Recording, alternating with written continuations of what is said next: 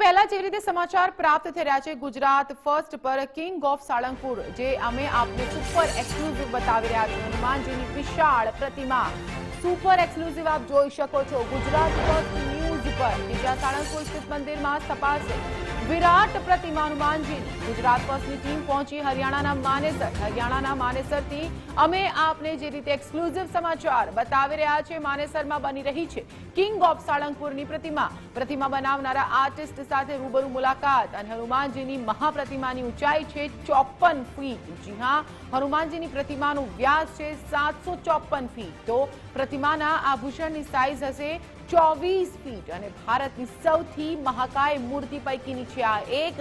સાળંગપુર મંદિરની શાન બનશે આ પ્રતિમા। ફરીથી એક વખત આપને જણાવી દઈએ, ગુજરાત ફર્સ્ટ પર આપ જોઈ રહ્યા છો સુપર એક્સક્લુઝિવ સમાચાર, જે હનુમાનજીની વિશાળ પ્રતિમા બનવાના સમાચાર। સાળંગપુર સ્થિત મંદિરમાં સ્થપાશે આ વિરાટ પ્રતિમા।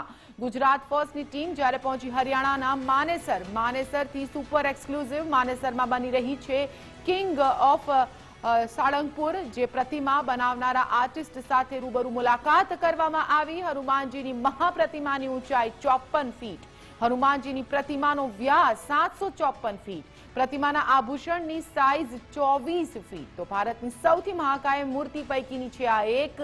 સાળંગપુર મંદિરની શાન બનશે આ વિશાળ પ્રતિમા। આપ જોઈ શકો છો આ એક્સક્લુઝિવ સમાચાર ગુજરાત ફર્સ્ટ પર સૌથી પહેલા અમે આપને બતાવી રહ્યા છે।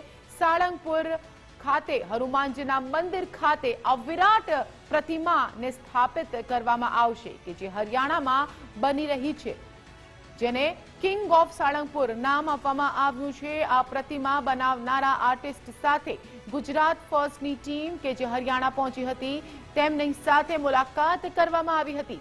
તો આ જે મહાપ્રતિમા છે તે બનાવવાની તૈયારીઓ શરૂ કરી દેવામાં આવી છે। કિંગ ઓફ સાળંગપુરની પ્રતિમાની તૈયારીઓ શરૂ કરી દેવામાં આવી છે।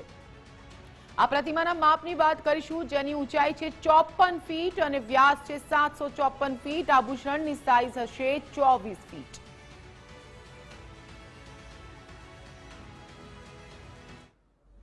કિંગ ઓફ સાળંગપુર પ્રોજેક્ટ સમગ્ર સાળંગપુર ધામની શોભામાં અભિવૃદ્ધિ કરશે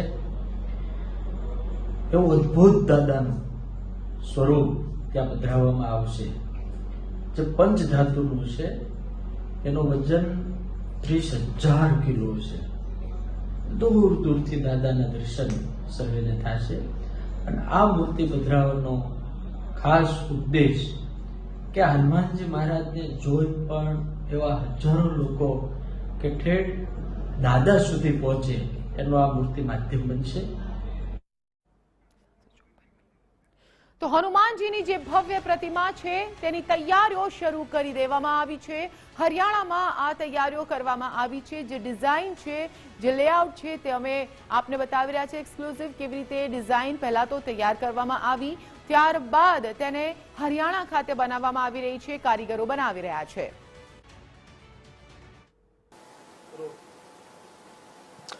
ગુજરાતના સારંગપુર ખાતે હનુમાનજીની 54 ફૂટ ઊંચી મૂર્તિ બની રહી છે।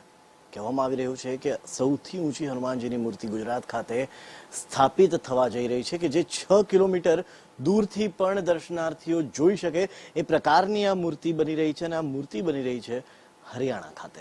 હરિયાણા ખાતે આ મૂર્તિ બની રહી છે, ત્યારે આ સમગ્ર મામલે કયા પ્રકારની પ્રોસેસ હોય છે, ક્યાંથી શરૂઆત કરવામાં આવે છે, એ તમામ બાબતોની કરીશું ચર્ચા। આપણી સાથે જોડાયા છે માટુરામ આર્ટ્સથી, તો એમની સાથે જ સીધા કરીશું વાત। સર, सबसे पहले आपका नाम और आपका ओहदा। मेरा नाम नरेश कुमार कुमावत है। मैं स्कल्पचर आर्टिस्ट हूँ। मैं मातुराम आर्ट सेंटर, जो कि मेरे पूज्य पिताजी के नाम से इसको ऑन करता हूँ। हमारी तीसरी पीढ़ी है मूर्तिकला के क्षेत्र में। मेरे दादाजी, मेरे पिताजी और मैं स्कल्पचर्स का ही काम करते हैं पिछले कई पीढ़ियों से, ऐसा मैं कह सकता हूँ। पिछली कई पीढ़ियों से आपने कहा कि स्कल्पचर पे ही आप काम कर रहे हो। शायद ऐसा माना जा रहा है कि गुजरात की सबसे बड़ी मूर्ति तैयार हो रही है हनुमान जी की। सबसे पहले तो जब ये बात सामने आई, जब ये काम आपके पास आया, आपने क्या अनुभव रहा आपका? ये एक सौभाग्य की बात है मेरे लिए। Basically I born in Rajasthan and brought up in Gujarat only. Vadodara के सुरसागर तालाब के बीच में सबसे पहले 121 फीट ऊंची भगवान शंकर की मूर्ति बनाने का अवसर मुझे प्रदान हुआ। जो कि सीमेंट और कंक्रीट से बना करके उसके बाद उस पर धातु की परत चढ़ाई गई। ये जो मूर्ति है ये पंच धातु में हम बना रहे हैं। 54 फीट की मूर्ति ये बनने जा रही है, जिसका लगभग काम पूरा हम हमारे स्टूडियो पे कर चुके हैं। अपने आप को सौभाग्यशाली महसूस करता हूँ। Being as an artist, commercial aspects को हमेशा परे रख करके हम इमोशंस के साथ जब काम करते हैं तो काम करने का आनंद दुगना हो जाता है, और यही भावना मेरी सारंगपुर हनुमान जी के साथ जुड़ी है। दूसरा सवाल कि शुरुआत हमेशा डिजिटल से की जा रही है, मतलब डिजिटली पूरी मूर्ति को तैयार किया जाता है, तो कौन कौन सी चीजों को ध्यान में रखते हुए डिजिटली मूर्ति पहले तैयार होती है? क्या उसमें कितना वजन रहेगा मूर्ति का, क्या क्या यूज होगा, उस हिसाब से पूरी डिजिटली मूर्ति रेडी होती है? किस प्रकार से ये काम शुरू होता है? जय भाई, मेरे स्टूडियो पर आने से पहले अगर मैं आपसे पूछता कि मूर्ति कला के बारे में आपका क्या विचार है, तो आप अवश्य ये कहते कि जयपुर में खजाने वालों का रास्ता, वहाँ पे बहुत सारे मूर्तिकार हैं जो मूर्तियां बनाते हैं। हम आदरणीय प्रधानमंत्री जी से प्रेरित होकर के आज इस बात को गर्व से कह सकते हैं कि डिजिटलाइजेशन ऑफ स्कल्पटिंग वो हमने हमारे स्टूडियो से शुरू किया है। ये पहली बार ऐसा हो रहा है कि हमने इस पर्टिकुलर मूर्ति को डिजिटली पहला पूरा तैयार किया, उसके बाद उनके रूप रंग का एक प्रोटोटाइप तैयार किया, उस प्रोटोटाइप को दोबारा 3D स्कैन करके 1:1 स्केल का मॉडल हमने बनाया, और फिर उसकी कास्टिंग पंच धातु के अंदर हमने शुरू की। तो ये अपने आप में एक नया टेक्नोलॉजी, नए आयाम को नए तरीकों के साथ हम छूने का प्रयास कर रहे हैं। आपका क्या मानता है, आप क्या मानते हो, क्या मानना है आपका कि अगर पहले डिजिटली पूरा एक मॉडल रेडी हो जाए तो उसके बाद काफी आसानी रहती है मेन मॉडल को तैयार करने में? कोई भी कलाकार जब काम करता है तो अपनी आस्था, श्रद्धा और इमोशंस के साथ करता है। वो कभी भी नहीं चाहेगा कि उसके काम में कमी रहे। परंतु जब देखते हैं कन्वेंशनल तरीके से हम किसी पत्थर की गढ़ाई करते हैं या किसी मूर्ति की ढलाई करते, तो जो रिजल्ट अंत में आता उसे हमें स्वीकार करना पड़ता। आज की तारीख में वैसा नहीं है। आज हम डिजिटली मूर्ति को जांच सकते हैं, परख सकते हैं, उसके प्रोज एंड कॉन्स को देख सकते हैं, और उसके साथ अगर मैं बात करूं 54 फीट, तो पर्सपेक्टिवली 54 फीट की ही मूर्ति मैं अपने सॉफ्टवेयर पे एनलार्ज करके देख सकता हूं। तो उसमें अगर कोई कमी बेसी रहता है, कोई भी किंतु परंतु होता है, उसको मैं उसी डिजिटली इंप्रूव करने के पश्चात ही 1:1 स्केल मॉडल खड़ा करता हूं, जिसके अंदर फर्दर सुधार की संभावना होती है। उस सुधार को करने के पश्चात ही हम ढलाई करते हैं। तो परफेक्शन की गारंटी यहाँ पे लगभग 100% होती है। हनुमान जी की इस मूर्ति को डिजिटली तैयार होने में कितने दिन लगे थे? लगभग मुझे 1 से 1.5 महीने का समय लगा। जब हमने डिजिटली इस मूर्ति को तैयार किया, उसके बेस के ऊपर हमने 1:1 स्केल मॉडल जो तैयार किया, उसके लिए फिर अगर 30 से 40 दिन का समय हमें लगा। તો જે રીતે આપણે જણાવ્યું એ રીતે કે સૌથી મહત્વનું હોય છે કે હવે સૌથી પહેલા ડિજિટલી મૂર્તિને તૈયાર કરવામાં આવે, અને શરૂઆત પણ ત્યાંથી જ આપણે કરી છે કે જે હનુમાનજીની મૂર્તિ તૈયાર થઈ રહી છે ત્યાં સુધી પણ આપણે જઈશું, પરંતુ શરૂઆત ક્યાંથી થઈ હતી? તો શરૂઆત થઈ હતી મૂર્તિને ડિજિટલી તૈયાર કરવાની રહી। ડિજિટલી મૂર્તિ કેવી બને છે, કયા પ્રકારની બને છે, કયા કલર સારા લાગે છે, એ તમામ બાબતોનું ધ્યાન ડિજિટલી કરવામાં આવતું હોય છે, અને એ જ તમામ બાબતોને ધ્યાનમાં રાખીને પહેલા મૂર્તિ ડિજિટલી તૈયાર કરવામાં આવી હતી। અને હવે આગળ વધીશું, જોઈશું કે આખરે મૂર્તિ કેવી દેખાઈ રહી છે, કારીગરો કે જે એની સાથે કામ કરી રહ્યા છે તેઓની સાથે પણ। જેવી રીતે સુપર એક્સક્લુઝિવ સમાચાર આપ જોઈ રહ્યા છો ગુજરાત ફર્સ્ટ પર। હનુમાનજીની જે કિંગ ઓફ સાળંગપુર મૂર્તિ, જે પ્રતિમા બનાવવામાં આવી રહી છે હરિયાણા ખાતે, એનું કામ ચાલી રહ્યું છે, અને જે તૈયારીઓના ભાગરૂપ આપને અમે જે દ્રશ્યો બતાવી રહ્યા છે સ્ક્રીન પર, આ એક્સક્લુઝિવલી આપ જોઈ શકો છો ગુજરાત ફર્સ્ટ પર। એક મૂર્તિ કે જે ડિજિટલી તૈયાર થાય છે અને ત્યારબાદ એ મૂર્તિને જેટલા ફૂટની બનવાની હોય એને આકાર આપવામાં આવે છે। હાલ અમે આવી ગયા છે માટોરામ આર્ટ્સના ફાઉન્ડ્રી યાર્ડ ખાતે, ફાઉન્ડ્રી એરિયામાં આવી ગયા છે। આપ જોઈ શકો છો અહીં અલગ અલગ ઘણી મૂર્તિઓ છે, અલગ અલગ ઘણી મૂર્તિઓને અહીં આકાર આપવામાં આવી રહ્યો છે। એક મૂર્તિને અલગ અલગ ભાગોમાં વહેંચવામાં આવતી હોય છે, ત્યારબાદ એ આખી મૂર્તિ તૈયાર થતી હોય છે, પરંતુ આખી મૂર્તિમાં ક્યાંય પણ કોઈ પણ કચાશ ન રહી જાય એ માટે ફિનિશિંગ કરવામાં આવતું હોય છે, અને એ ફિનિશિંગ અહીં આ ફાઉન્ડ્રી યાર્ડ એરિયામાં કરવામાં આવતું હોય છે। આપ જોઈ શકો છો, ફરી એક વખત હું આપને મૂર્તિ બતાવવા માંગીશ કે હનુમાનજીની અડધી મૂર્તિ અહીં તૈયાર થઈ ગઈ છે। બાકીની મૂર્તિ હવે આવનારા દિવસોમાં તૈયાર થઈ જશે, પરંતુ હાલ જે આપ જોઈ શકો છો કે આ એ વિસ્તાર છે કે જ્યાં આખી મૂર્તિને ફિનિશિંગ કરવામાં આવતું હોય છે, ફિનિશિંગ આપવામાં આવતું હોય છે, જેની સાથે જ જ્યાં કંઈક પણ કચાશ રહી જતી હોય તો એ તમામ કચાશોનું પણ ધ્યાન રાખવામાં આવતું હોય છે.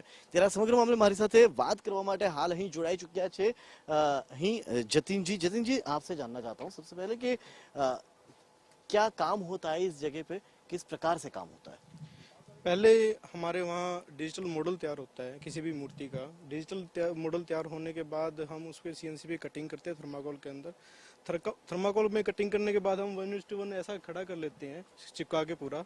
उसके बाद इस पे POP से फिनिशिंग करते हैं सारी। फिनिशिंग के बाद फिर ये कास्टिंग के अंदर जाता है पूरा।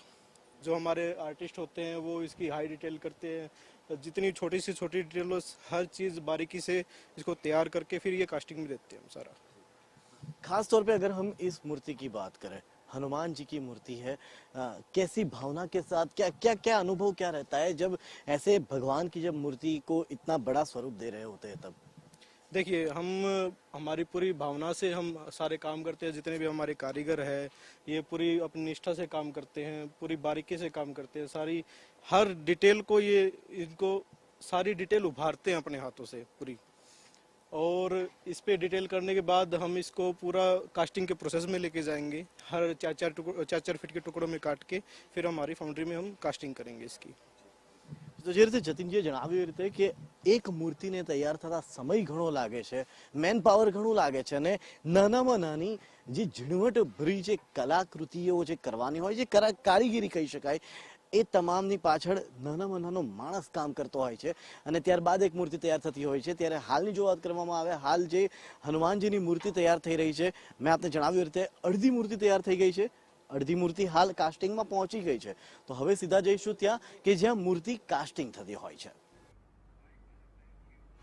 તો જેવી રીતે અમે આપને બતાવી રહ્યા છે એક્સક્લુઝિવ સમાચાર, બીજા કોઈ જ મીડિયામાં ન મળે એવા સમાચાર, એટલા માટે અમે કહી રહ્યા છીએ સુપર એક્સક્લુઝિવ, કેમ કે આ સમાચાર આપ માત્ર ગુજરાત ફર્સ્ટ પર જોઈ શકો છો. અમે છીએ અભિગમથી અવ્વલ. હનુમાનજીની વિશાળકાય પ્રતિમા જે હરિયાણામાં થઈ રહી છે તૈયાર.